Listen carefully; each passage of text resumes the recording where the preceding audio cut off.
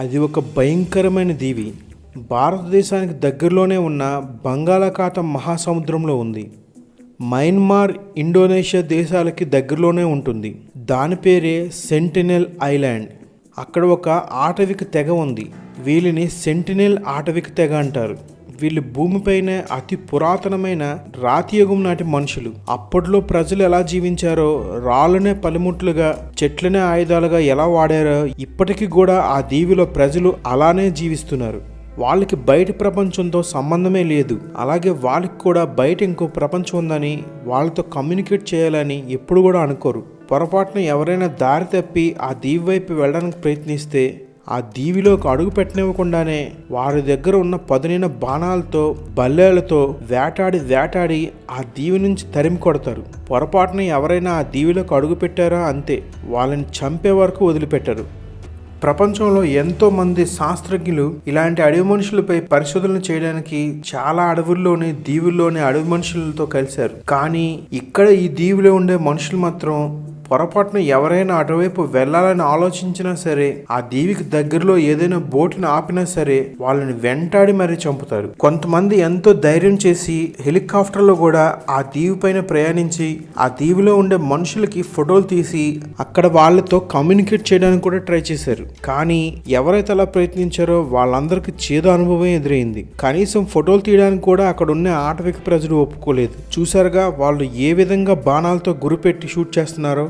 అదేవిధంగా కొంతమంది షిప్లో కూడా రకరకాల వస్తువులు, బట్టలు ఆశ చూపించి మరి ఆ దీవిలోకి వెళ్ళడానికి ట్రై చేశారు. అయినా వాళ్ళెవ్వరూ వాళ్ళని దగ్గర రానివ్వకుండా కొబ్బరి బొండాలతో, రాళ్లతో, ఈటెలతో, బాణాలతో వాళ్ళందరినీ తరిమి కొట్టారు.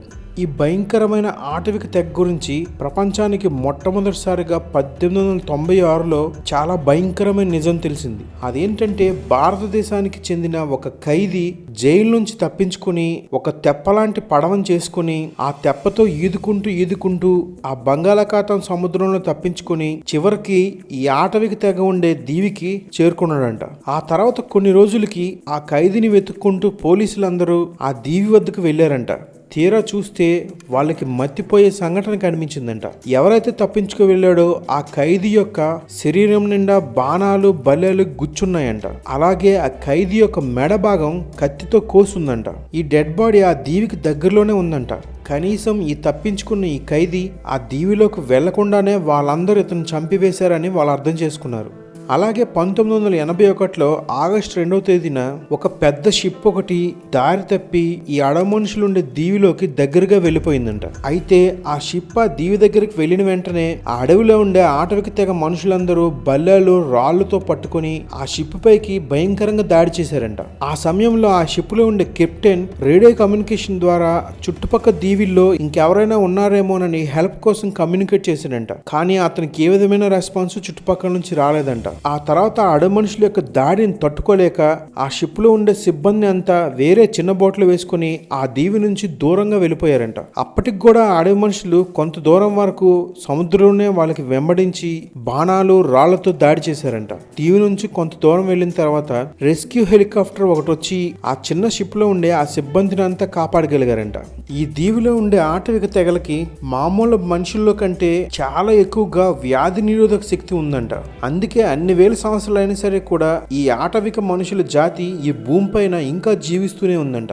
మనకి కామన్ గా వచ్చే ఫ్లూ, మీజిల్స్ లాంటి రోగాలకు కూడా తట్టుకునేటువంటి వ్యాధి నిరోధక శక్తి ఈ అడవి మనుషుల్లో చాలా ఎక్కువగా ఉందంట. అందుకే అన్ని సంవత్సరాల నుంచి ఎటువంటి వ్యాధులైనా తట్టుకుంటూ అక్కడ జీవించగలుగుతున్నారంట.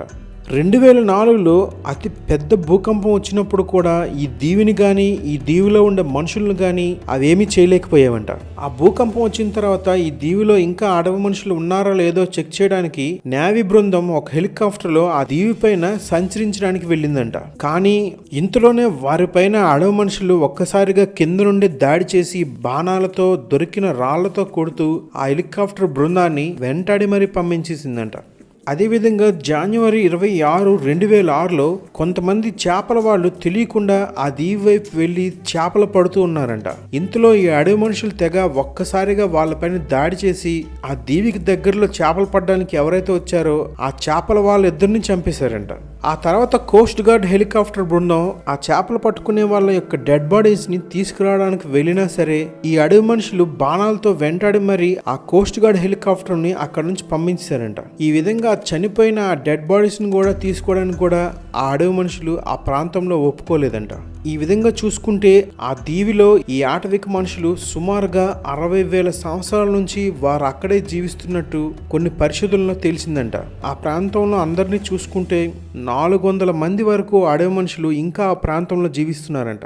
పరిశోధకులు ఏం చెప్తున్నారంటే ఈ విధమైనటువంటి అడవి మనుషులు బయట ప్రపంచంలో కమ్యూనికేషన్ లేకుండా ఇంకా ఎన్ని సంవత్సరాలు ఆ దీవిలో మనుగడ సాధించగలరో చెప్పలేకపోతున్నారంట.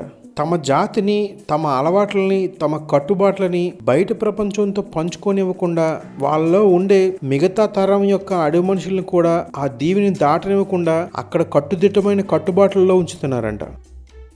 ఈ వీడియో మీకు నచ్చినట్లయితే నా వీడియోని షేర్ చేయండి లేదా లైక్ చేయండి. రెగ్యులర్గా నా అప్డేట్స్, నా వీడియోస్ మీకు కావాలంటే మాత్రం నా ఛానల్ని తప్పకుండా సబ్స్క్రైబ్ చేసుకోండి.